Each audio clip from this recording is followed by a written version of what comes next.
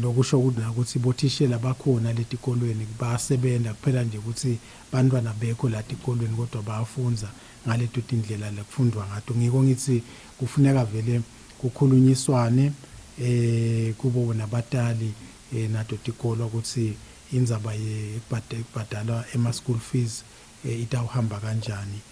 Sithi nje bekunene sitawuqela sive vele sisibeketelele ngoba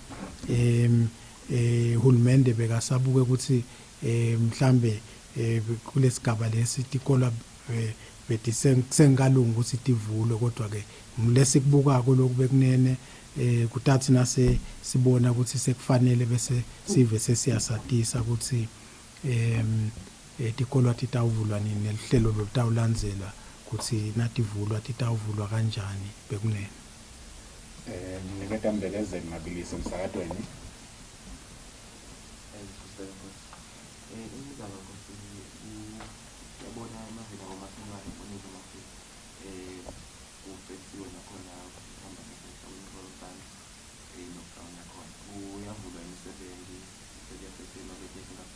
Tracy Mbanza, you actually got it right. The oldest word in the English language is actually town.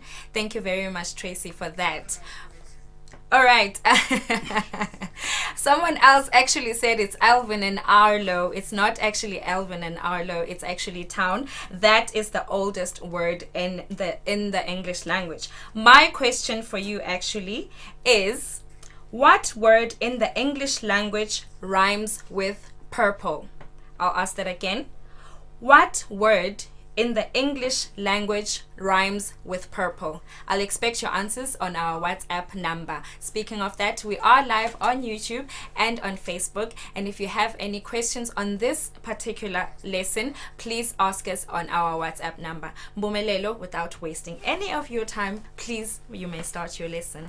Okay, thank you very much, Nogwazi. Before I proceed with my lesson, I hope that your RSV Bible is with you, and please keep them opened in Acts chapter 4, verses 1 to 31. So those are the verses that we will be focusing on today. And today's rationale is that you, my dear learner, must be able to understand how the Holy Spirit enabled the disciples to preach amidst persecution. So now, which means that in today's lesson, we are going to see what? We will see the disciples being persecuted. But even though they will be persecuted, we are going to see them growing stronger and stronger in their faith and actually continuing with preaching the word of God. So now, let us look at our objectives for the day. Our very first objective, you must be able to outline the events leading to the arrest of Peter and John. Describe Peter and John's character. And finally, you must explain the importance of prayer. So those are our three objectives for the day. And then moving forward, you will remember, my dear Form 5, that on Tuesday, I discussed with you the healing of the lame man at the beautiful gate, which was found in Acts chapter 3, verses 1 to 10. And we said that we also saw the lame man being healed. And we saw the reaction of the people after this lame man was healed. And then the reaction of the people, remember we said that they were perplexed. They were surprised as to how this lame man has been healed. So now, their reaction then did what? It prompted Peter's second sermon, which is his defense, which we found in Acts chapter 3, verses 11 to 26. So now, we said that in his defense, Peter, remember, why did Peter defend himself, or why did he deliver this second sermon? He delivered it because the people were treating him like a demigod. So they thought that he had healed the lame man through his own piety or through his own doing. So now in his second sermon, he was trying to tell the people that no, I did not heal this man by my own doing, but it was the God of Abraham, the God of Isaac, the God of Jacob. And this God that I'm talking about is the God that brought Jesus to earth. And what did you do to this Jesus? You killed this Jesus. But then Peter continued in his defense. He continued to say that, I do not blame you, fellow Jews, for killing Jesus because you acted out of ignorance. But there is still room for repentance. So now, today's lesson is more of a continuation of Peter's second sermon. You will remember that Peter delivered this second sermon on Solomon's portico, where he was actually teaching these people. So now, whilst Peter and John were delivering this second sermon, what happened? Let us move to our next slide. We will see there. I want us to read together Acts chapter 4 verses 1 to 2. It reads, and as they is actually Peter and John. And as they were speaking, this speaking refers to the second sermon. As they were speaking to the people, the priests and the captain of the temple and the Sadducees came upon them annoyed because they were teaching the people, 1, and proclaiming in Jesus the resurrection from the dead. Now, proclaiming in Jesus, that's our 2, and the resurrection from the dead, that's our 3. Which means that what really annoyed the priest, the captain of the temple, and the Sadducees, it was the fact that now Peter and John were teaching these people, yet they thought that they had no authority to do that. And then whilst Peter and John then were still teaching these people, what did the captain and the Sadducees do? They then arrested them. Why then did they arrest Peter and John? Now, they arrested them for 3 main reasons. Now, the first one was that they were teaching the people. Secondly, they were proclaiming in Jesus. Thirdly, they were teaching about the resurrection from the dead. So let us go back and remind ourselves, why did it seem wrong that Peter and John were actually teaching the people? Why is it wrong that they were teaching the people? It was because the chief priests and the Sadducees believed that they had no authority to do that, because Peter and John were just lay people. They were uneducated. The only people that had a right to teach was them and the other religious leaders like the Pharisees. So now it was like Peter and John were stepping on the toes of the Sadducees. It's like if Nogwazi were to take my place and teach you, my dear Form 5, I will be really angry, because I believe that Nogwazi has no authority to teach them. Nogwazi, did you do theology? No, I did not. Exactly. So now, I'm sure that you understand why I would be annoyed if Nogwazi were to come here and start teaching you religious education. The same applies with the Sadducees. They were really angry at Peter and John because they started doing what they considered to be their own. And then again, the Sadducees were angry because they were losing popularity. Now, you will remember that on Tuesday, I like saying last week, on Tuesday, I said that the church, after the healing of the lame man, the church grew to 5,000 membership. Remember, the Sadducees were responsible for the temple. So all people that actually came to the temple, they would offer something, in the temple, and the Sadducees would benefit. So now, if these people decided now to convert now to be Christians, now there was a clash between Peter and John and the Sadducees, because now the people were converting to Christianity, which means that the Sadducees now and the other religious leaders were going to be hungry, matters of the stomach. So now, second reason, they were proclaiming in Jesus. Why was it wrong for Peter and John to actually talk about Jesus? It was because you will remember that the religious leaders, they considered Jesus as a blasphemer, someone who would speak ill of God, someone who speaks ill of anything that they considered to be holy. You will remember that when we were studying the Gospel of Luke, we said that some of the conflicts that arose between Jesus and the religious leaders, it was because they believed that Jesus was actually not the Son of God. They believed that Jesus had no authority to teach because it was their turf. The temple was their turf. It was their place. It was their playground. So anyone who came there was stepping on their toes. So now Jesus was a blasphemer. And Peter and John now were actually teaching these people to follow the teachings of someone that they considered to be a blasphemer. So now that was wrong according to the Sadducees and the chief priests.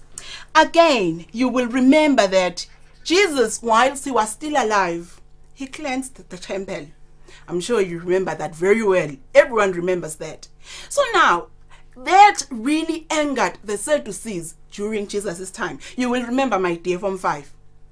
In Acts of the Apostles, Jesus is no longer physically present with his followers or with the people, but he had already ascended into heaven. So now, when the apostles were actually preaching about this Jesus that actually went into the temple and cleansed it, when he had no right to actually cleanse the temple, because they did not think that the temple was actually dirty or it was defiled by anything. If the temple was defiled, they, the Sadducees, would actually cleanse it, not Jesus. So that is why they were really, really angry at Peter and John for cleansing the temple. And then why then was it again wrong for Peter and John to actually talk about the resurrection from the dead? You will remember that the Sadducees, remember, we said that the people that actually went to Solomon's portico were the Sadducees and the priests. Those ones lived literally in the temple. So those ones did not believe in the resurrection from the dead. So they believed that Peter and John were actually misleading the people when they told them that there was resurrection from the dead or life after death. So they believed that it was wrong. So now let us continue. Now let us look at the trial now of Peter and John. Remember, we said that as they were preaching, now the Sadducees and the priest came and arrested them. Unfortunately, they arrested them at night, and a trial cannot take place at night. So Peter and John spent the night in the cell. They spent the night in prison because their trial had to take place in the morning, whereby everyone was going to be present for the trial. The trial had to be fair. If they were tried at night, then the trial was not going to be fair. So they had to spend the night in a prison cell. And then, as I mentioned, they tried them the following day in the morning. So they were brought before the Sanhedrin. I am sure that you still remember what the Sanhedrin is, my dear, from 5. Remember, these were 70 plus 1 men that actually formed the Jewish jury. So that is our Sanhedrin. So now, they were brought before the Sanhedrin in the morning. And the Sanhedrin asked them one question. This one question, we find it in verses 7. I want us to read verse 7 together. It reads, "By what power or by what name did you do this?" So now, it means that Peter and John, actually, their crime was how they had healed the lame man. Remember, I said chapter 4, or the first persecution, is actually a continuation of what? It is a continuation of Peter's defense.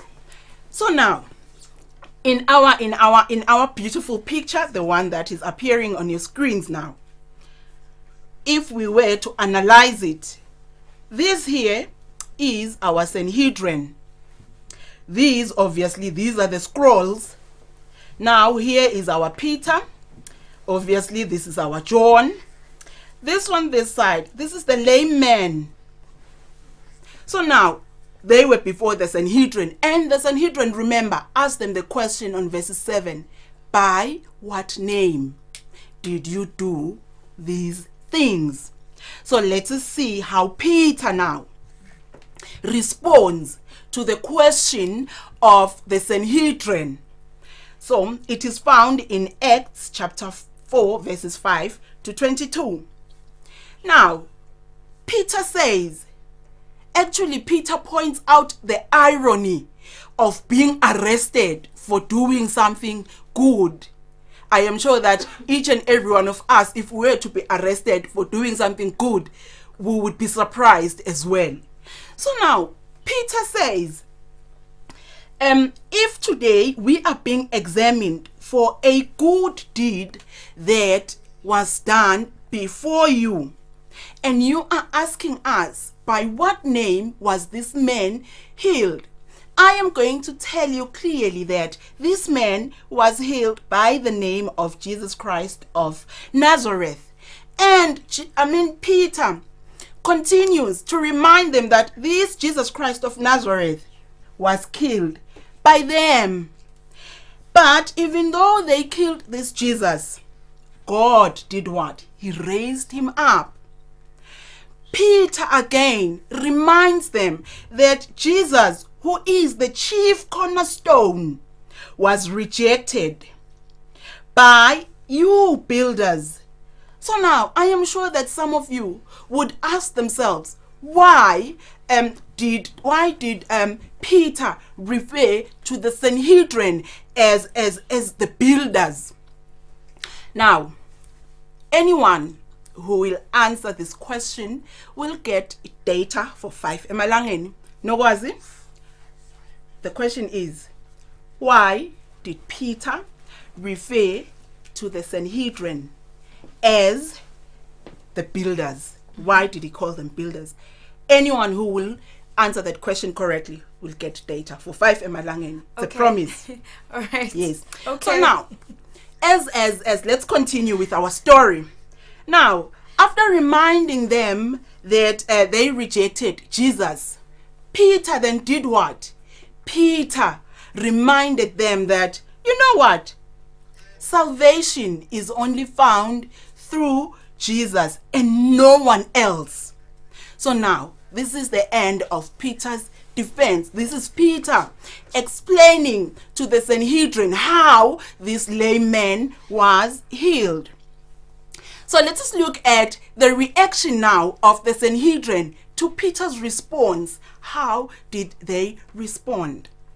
So now the reaction of the Sanhedrin, found in Acts chapter 4 verses 13 to 22. So the Sanhedrin marveled. They were surprised as to how could the apostles, how could Peter be such an eloquent speaker, because he was uneducated. But then the Sanhedrin realized that they were with Jesus all their lives.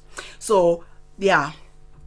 And then the next thing is, they threatened them. Because they could not really punish them. They could not send them to jail. They could not even beat them. Remember, when we were looking at Peter before the Sanhedrin, the evidence was just too glaring. It was there. It was before them. This man had been lame for 40 years. So now the Sanhedrin could not punish Peter and John. So they just threatened them. Okay, Mpumi, can I just interrupt you a bit? Okay. Most of your students actually did not get the question. Could you please repeat the question? Okay, Nogwazi. So my question, remember, my question is based on Peter's defense.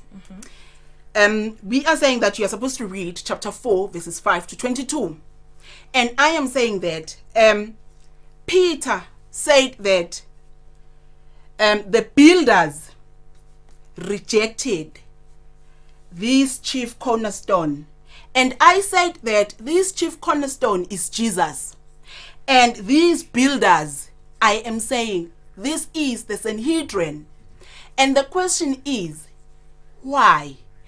Or why is the Sanhedrin referred to as the builders? Why did Peter call them or refer to them as the builders? So that's the question. I hope everyone got it now. So now we were looking at the reaction of the Sanhedrin. So the last reaction that we're going to look at, the Sanhedrin then commanded them never to teach again in that name. That name we are talking about, the name of Jesus. So this was what? It was the reaction of the Sanhedrin after Peter's defense. So now, after Peter's defense and after the reaction of the Sanhedrin, because they could not punish them, they then let them go. And Peter and John went to their friends. They went to the other believers. And when they got, or when they arrived to their friend's place, they then prayed as a unit. So now we are going to be discussing the contents of this prayer that they prayed. So now they told God that they were threatened. And they also asked for boldness from God. And they asked God to continue working through them with signs and wonders. So these are the contents of the believers' prayer. Because Peter and John actually related everything to their friends as to what the Sanhedrin had done to them. So now, from this prayer, we can actually see that an injury to one is an injury to all, because this prayer was prayed by the whole group. It was not just Peter and John. You will remember that the friends were not threatened by anyone. They were in their place. But the mere fact that Peter and John were threatened by the Sanhedrin, so now it didn't sit well with the other believers. So that is why they told God that they were threatened. And they also asked for boldness. And they also asked God to continue working through them with signs and wonders. So now, let us look at the effects of the believer's prayer. Now we are in Acts chapter 4, verses 31. The whole house that they were in was shaken, and everyone who was in that house was filled with the Holy Spirit, and everyone spoke the word of God with boldness. So this is what? These are the effects of the prayers of the believers. And then let us look at the importance of prayer. It unites believers.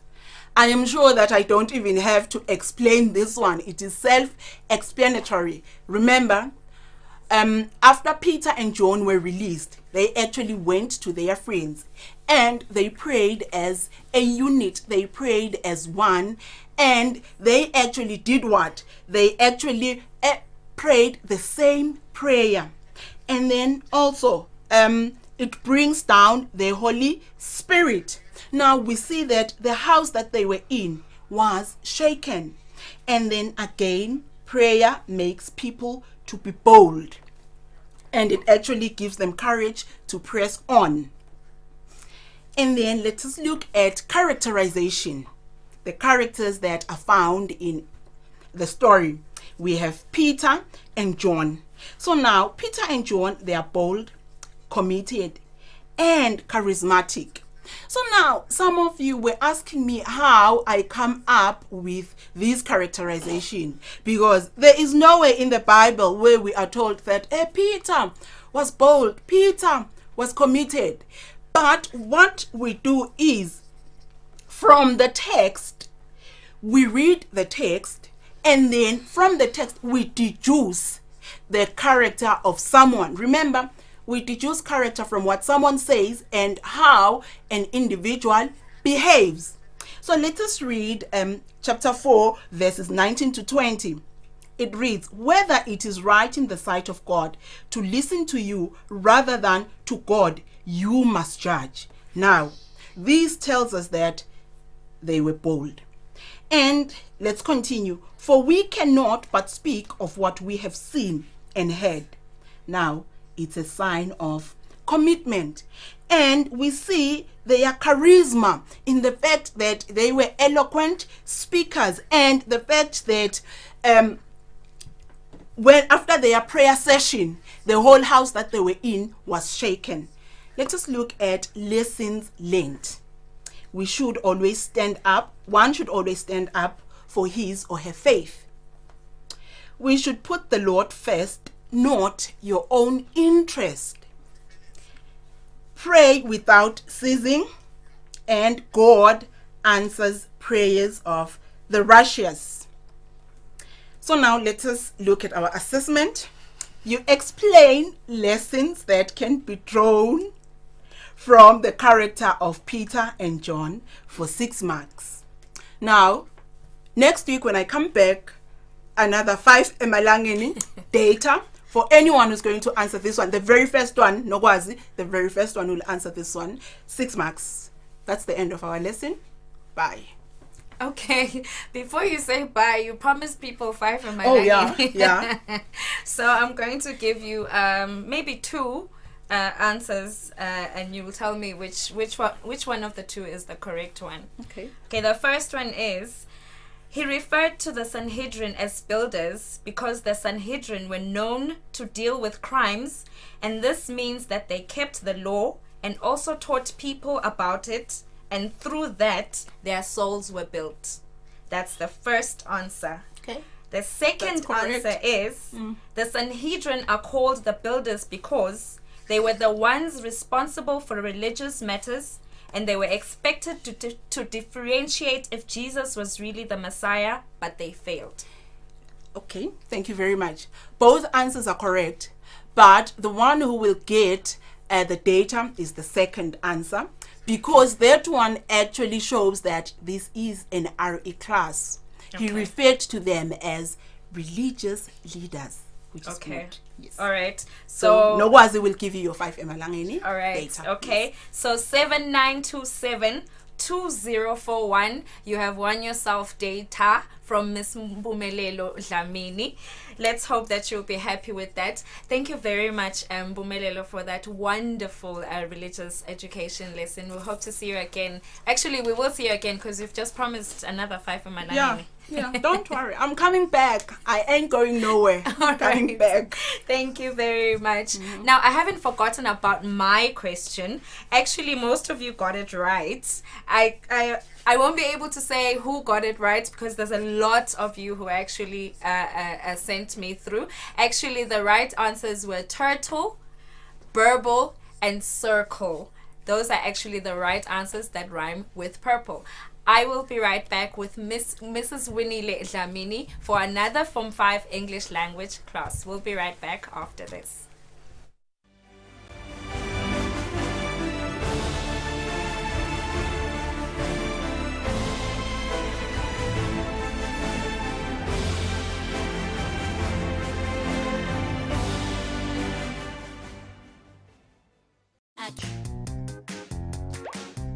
hands now.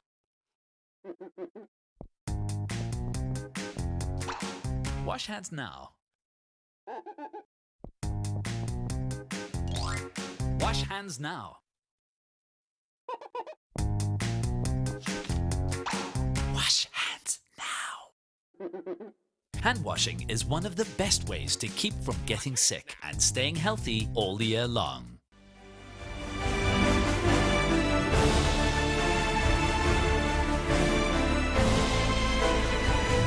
Welcome back to our viewers. You are still tuned in to Eswatini TV, and this is Home Study. And at this moment, we are doing the second lesson for the Form 5s, and it is English language.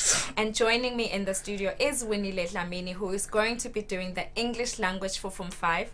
Also joining me in the studio are our sign language interpreters, Nombomelelo Hadebe and Linda Mamba. How are you doing today, Winile? I'm very well, Nogwazi. How are you? I'm good. I'm great. Today we're doing narrative writing, if I'm not mistaken. Yes. All right. So what are you expecting your Form 5 to have learned by the end of this lesson? I'm expecting that our lovely Form 5s, they will be able at the end of this lesson to effectively develop their plot in story writing. Okay. All right. Form 5s, I hope you heard that very well. And I hope that you are ready for your lesson. Now for my question, the last trivia question for the day, it is, listen very carefully. What is the world's third most spoken language? I'll repeat that. What is the world's third most spoken language? Just to remind you, we are live on YouTube and on Facebook right now, and if you have any questions, please feel free to ask us on our WhatsApp number. Winile, I'll let you start your lesson. Thank you very much, Nogwazi. Dear Form 5s, you are most welcome. Today, as I've introduced the lesson, we shall be looking at narrative writing. You have been writing stories probably since Form 1. Now you are in Form 5. And there are skills that you have amassed in the journey of your way of writing up until now. So I am not going to deal with all the nitty-gritties of narrative writing because there's just numerous information that is needed in terms of building your skills on narrative writing. But today, the angle of my lesson will deal with effective plot development. Why? Because you do not have a story if you do not have a plot. A plot, it is the sequential arrangement of your events in the story. So the plot forms the backbone. It is the spine of your writing. So dear learners, that's the angle of the lesson today. Effective plot development. What is it when we talk about plot development? The very important thing that you need to know is to decide how to tell the story. You have to decide how you tell the story. Here we are talking about the diverse plot structures. A teacher comes to class or the examiner gives you a question. For you as a student, you need to decide, therefore, how am I going to tell my story? The final product does not just come from a vacuum. There must be careful planning. There must be careful decision making on the basis of the question. How am I going to tell my story? So, dear learners, we are going to look at just 4 different plot structures. We are going to start with one that we know, the flashback. It's one plot structure where a transition in a story to an earlier time interrupts the current moment. You want to give more information to the what? To the reader. A flashback, it acts as a bridge between the before and the now. And we also have what we call foreshadowing. Foreshadowing is when you as a writer give an advanced sign when you are giving that hint to your reader about what is to come later in the story. It's normally an incident that will carry an element of shock, an element of surprise, or an element that will carry a what? A twist. We call that what? Foreshadowing. Also, we have another type of a plot structure called the middle of the action. Another word is medias res. Medias res is when you plan your story that you're going to begin, you're going to plunge your reader into an event that is already in motion. For instance, my introduction, I'm prefiguring, or rather I'm using an event where two people are already fighting. That is called middle of the action. Why do you do that? You want your reader to begin to ask himself or herself, why are these people what? Fighting.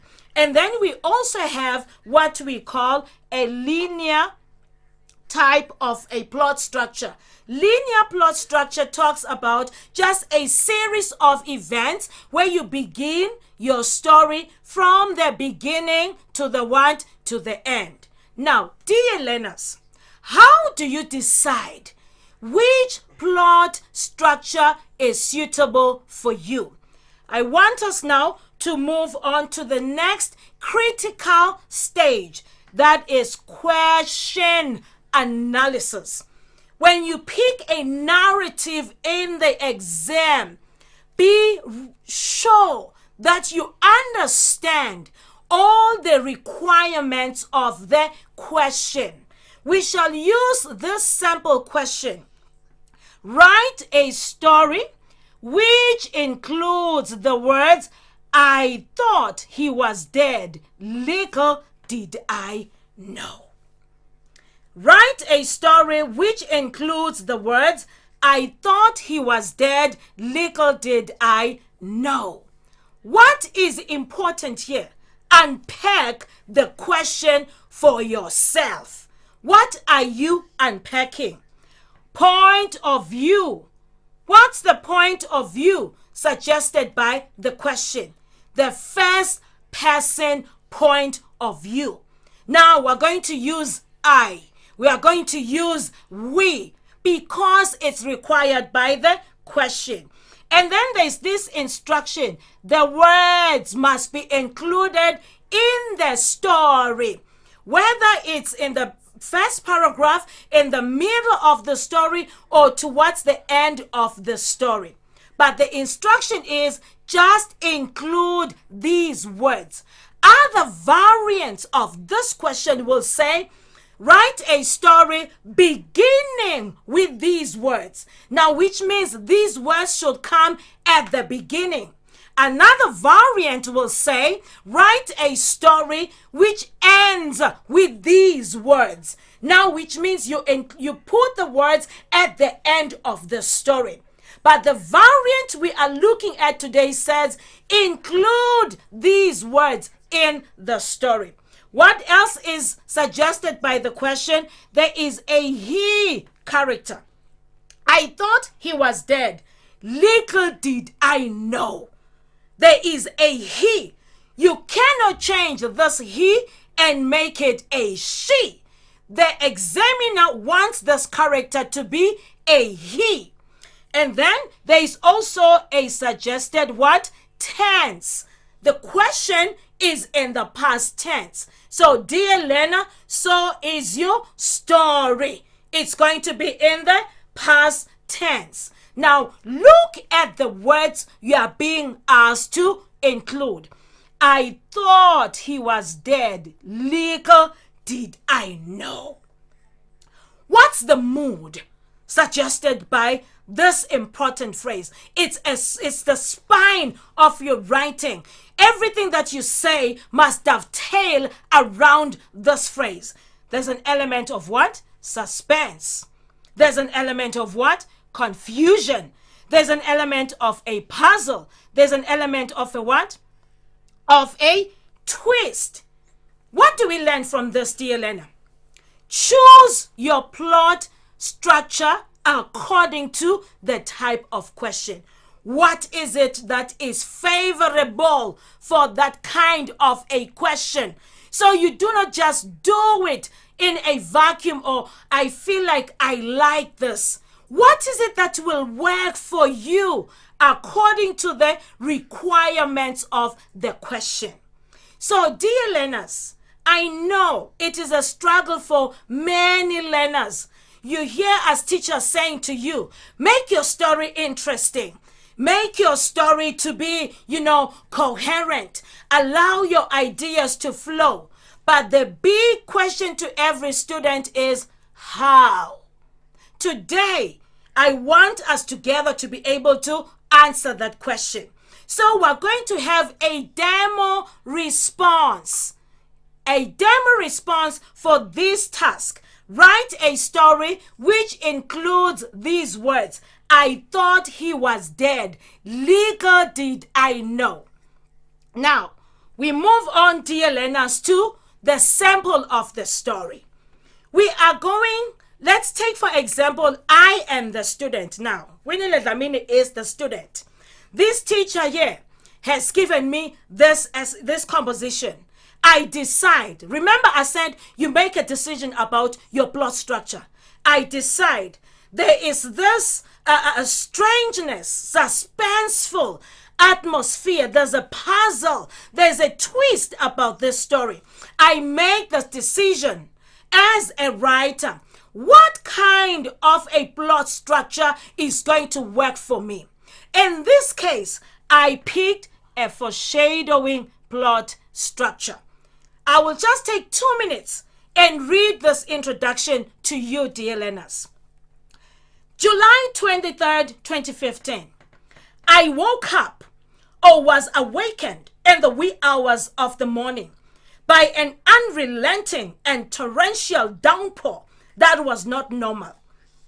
Casually, I ventured a few steps in the direction of my bedroom window. I drew open my bedroom curtains only to be confronted by a pitch black sky and heavy raindrops that pierced and gorged my entire yard. Hillview Manor was not the same. As if this was not enough, the rainwater had slid down the concrete wall fence and toppled over the security gate. Nervous, dreadfully nervous, I was. Dear learners, here is my foreshadowing introduction. Quickly, I want us to look at the vocab. Unrelenting, torrential, downpour. I cautiously ventured a few steps. I was confronted by a pitch black sky. The raindrops that pierced and gorged my entire yard. As if this was not enough, the rainwater has slid down my concrete fence, toppled over the security gate. Nervous, dreadfully nervous, I was. What do we get here? There's a premonition. There is a warning. There is this foreboding aura, perturbing aura that is created by the way the rain is falling. So when you read this introduction, there is a kind of a foreshadowed moment that the reader is looking for. It's not a normal day. The environment is scary. It is nerve-wracking. I, as the writer, I am what? Perturbed by what is going on.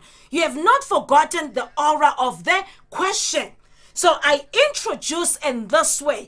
I have foreshadowed what is yet to come. I have prepared the reader. This is not going to be a what? A jolly ride.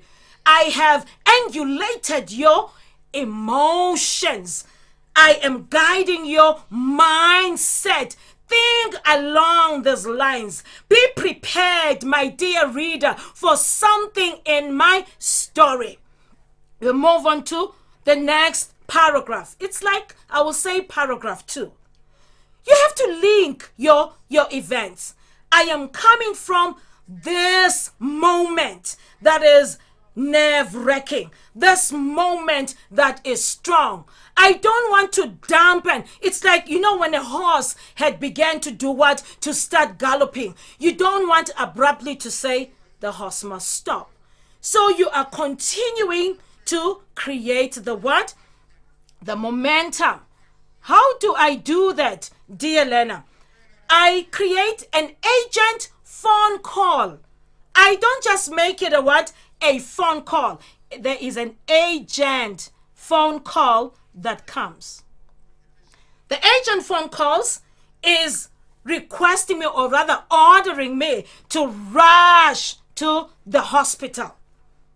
Dear Lena, when you move from paragraph to paragraph, make sure there is a major scene for that paragraph. Remember, there must be coherence in your work. My major scene in paragraph 2, I want to introduce a character called Sam. Sam is critically ill, and a family doctor, my family doctor, calls me to come and check on Sam. There is a what? A foreboding aura that continues here. But this is what I want you to see here. I define Sam as a childhood companion to my husband, a partner in the Marine. They are partners in the Marine Force. He's also my husband's what? Confidant. I did not say Sam is tall, masculine, good looking. I don't need that in the narrative. But I need some kind of a relational trait, because this relational trait is fundamental as my story continues. So you do not just introduce a character and give him traits you don't need in the story. He's a childhood companion to my husband. Remember, I said I am assuming I am the what? The writer. So I say he's a childhood companion to my husband. I am saying he's a partner. He was a partner to my husband when they were in the Marine Force. Moreover, he's my husband's confidant. Hint, hint, dear Lena. A confidant is somebody who does what? Who keeps secrets. But I didn't let the cat out of the bag. So there is something about what? Sam. And then I'm called to the hospital. Sam is critically ill. Next paragraph. I provide a what? A backstory about my late husband. A backstory is when you give what? Background information. I talk about my husband who died with other Marines in the line of duty 5 years ago. Remember the question. Include these words. I thought he was dead. Little did I know. I know my husband died 5 years ago. Hint, hint. His remains could not be salvaged. He died with the rest. There was a what? A mass memorial that was held at the bombing site. I am here as a what? As a strong widow. Me and my son had what? 2 twin sons. Me and my husband, rather. We had, rather not 2, because twin means 2, just twin sons. I've given my reader the what? The backstory. I come back to the next paragraph. I link now paragraph 4. I go back to the phone scene, because I can't say I've been called to hospital and leave it at that. When I get to the hospital, I'm talking about braving a threatening and treacherous weather. I've not forgotten my what? My introduction. I get to the hospital. Sam is frail, pale, and in a gaunt condition. The ward is icy cold and so unwelcoming. Why is a hospital ward cold, unwelcoming? The sick person have come to the patient is also frail. He's also gaunt. Is also extremely what? Sick. And then he has called for me. You start doing what? Threading the story. You are beginning to put together possibilities, likely scenarios that may come out of this situation. I move on with my story, which I now refer to the what? The climax of my story. I'm at the hospital at the bidding of the sick patient here, critically ill. This I will call the confession moment. Remember, as a writer, what do I know? My husband died 5 years ago with other Marines. There was a mass memorial, and everybody knew that everyone who was there on the line of duty died. I get to the ward. Sam has a confession to make. I call it a confession moment, and I present it in the direct speech. I want it raw as a writer. I want it fresh. I don't want it paraphrased. Listen to what Sam says to me. I have a confession to make, Trinity. He muttered while holding my hand. Your husband Dave is alive. He gazed at me with a shamefaced expression as he tried to catch more breath. He is living with his mistress in Moreland under the new name Tom Martin. There was a million miles moment of silence, and Sam breathed his last and gentle closed his eyes.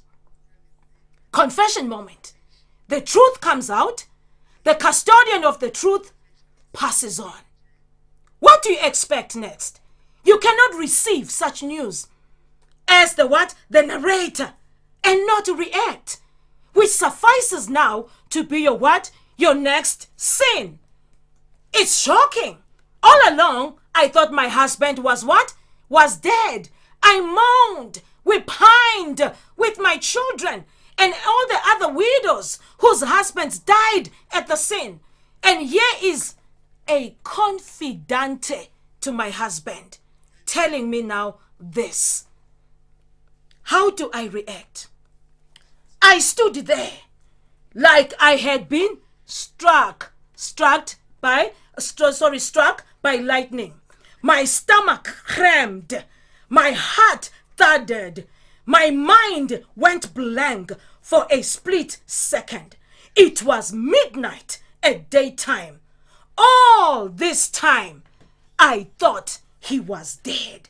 Little did I know that he had used the bombing incident to abandon us and elope with his mistress. That is my reaction as the writer. This moment, dear learners, it is a tense moment of devastation, shock, confusion, disorientation. It is not surprising for this narrator to feel like this. How could my husband do something like this to me? How can he do something like this to our children? How does it happen that I get to find out 5 years later, after toiling, after struggling? But look at the phrase given by the examiner, my dear Lena. I thought he was dead. Little did I know. It is now embedded in the what? In the composition as required by the question. Write a story which includes these words. I have included my words in the reaction. Here is a critical moment, my dear Lena. I want to show you. Remember in the introduction, I said, I have created a foreshadowing launch into my story. I'm devastated now. I am confused. I am shocked. I am disorientated by what I have just heard. I want to show you the link to the foreshadowing. My foreshadowing, remember what I suggested. There was a piercing and gorging what? Raindrops. The fence had fallen. The security gate was toppled. There was no security, no guard for this woman. Even the rain was piercing.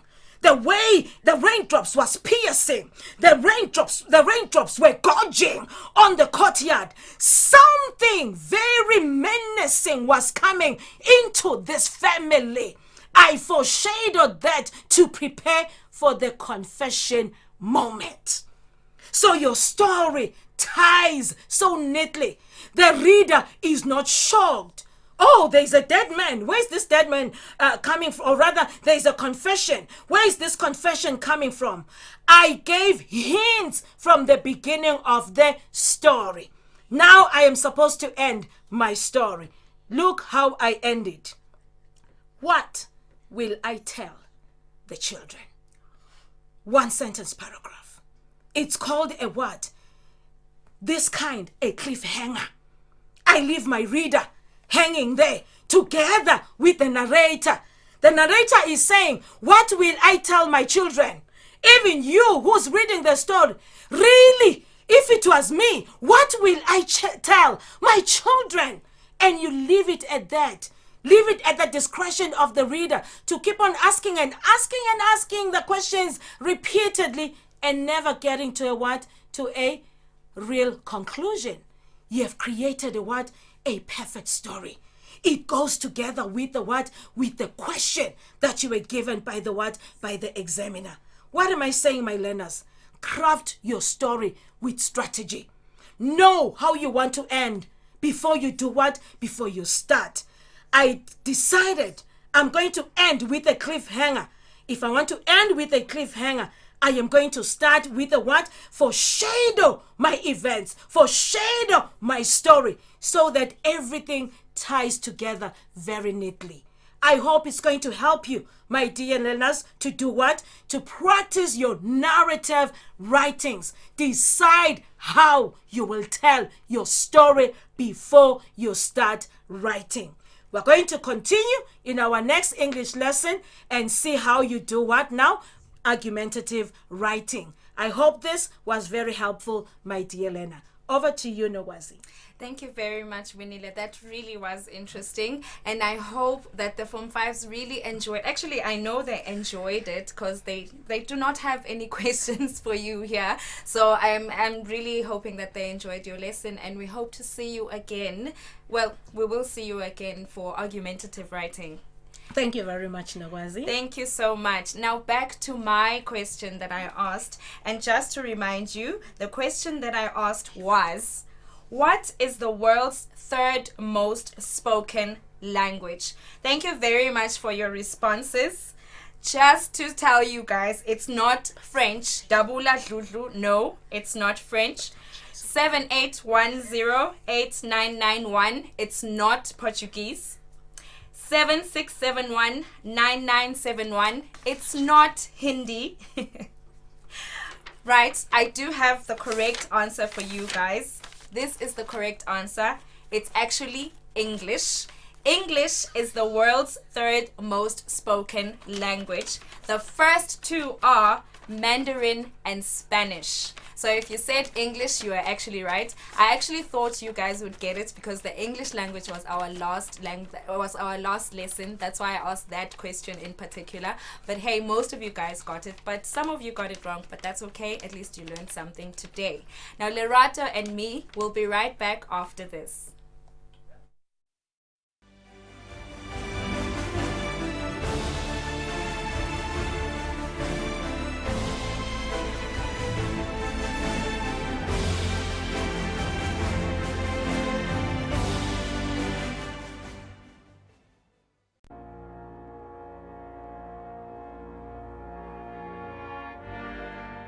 Hi, my name is Professor Shabang. I am an actor and a TV presenter. Coronavirus is a deadly virus, an invincible enemy killing people all over the world. We are not exempted, but together we can walk through and overcome as a nation. all we need to do is to follow the health precautions. Stay at home, stop the spread, and save lives.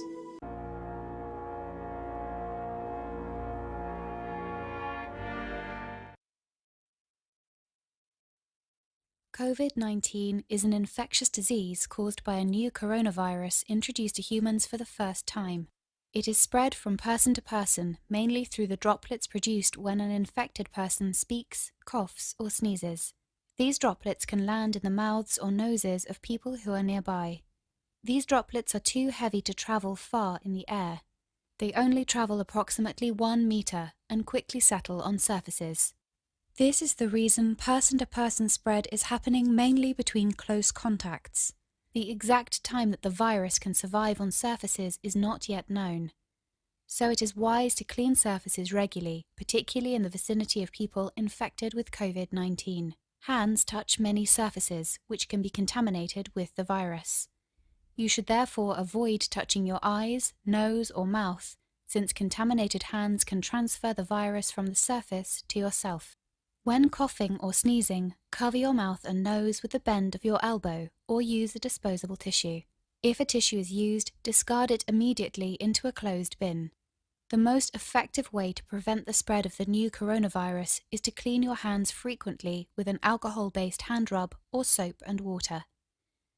This will eliminate the virus if it is on your hands. Stay healthy and prevent the spread of COVID-19.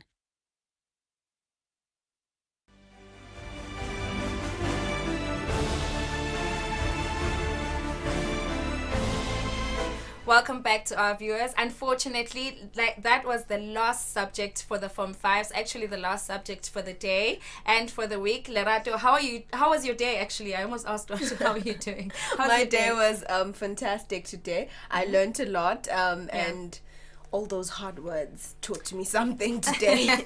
Can you give the viewer Monday's timetable?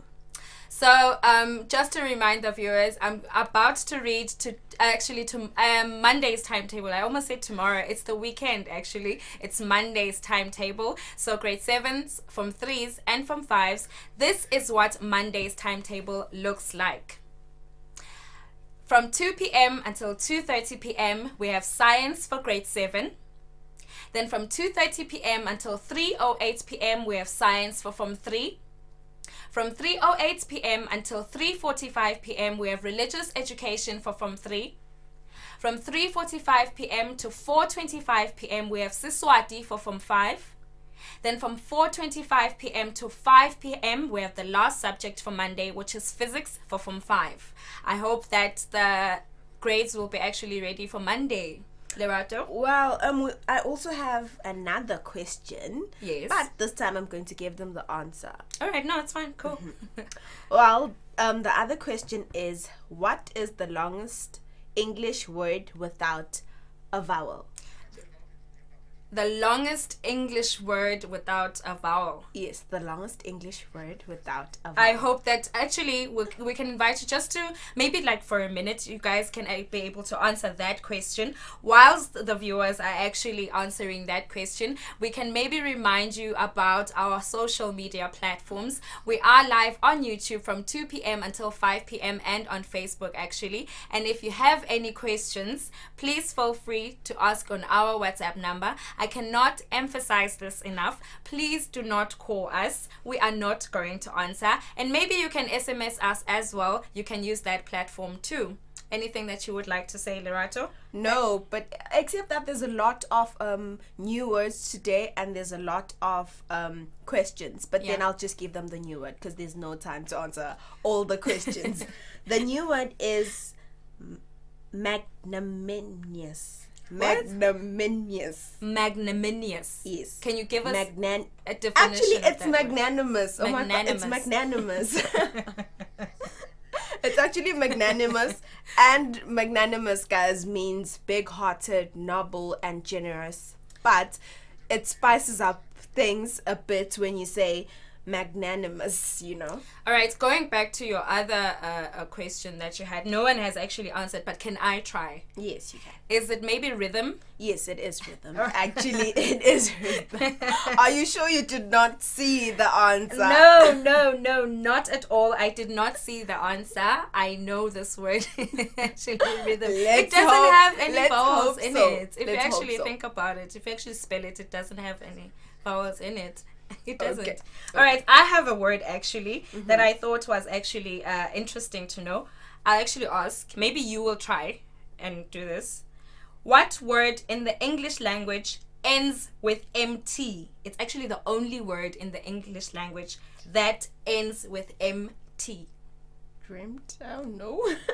I didn't hear that. I didn't get that. Dreamt? Dreamt. It's actually dreamt. It is dreamt. Yes, it's dreamt. Actually, my technicians and my producer that side are actually telling me that it's attempt. No, Attempt. that's It's wrong. actually not attempt. MT, dreamt. So even Dreamt. the producers It's are learning something so today. you guys actually got it wrong that side. It's not attempt, it's actually dreamt. Now we're about to say goodbye now. Just to remind you, you guys stay at home, be safe, enjoy your weekend. If you have any time, you can go back to Home Study and look through any episodes actually that you missed out. Anything that you want to say? No, except to say bye to the viewers. Have a safe weekend. Enjoy your weekend, because we're going to be back with more interesting facts, more questions, and we hope that you guys are going to be able to answer. And, Monday, we're coming.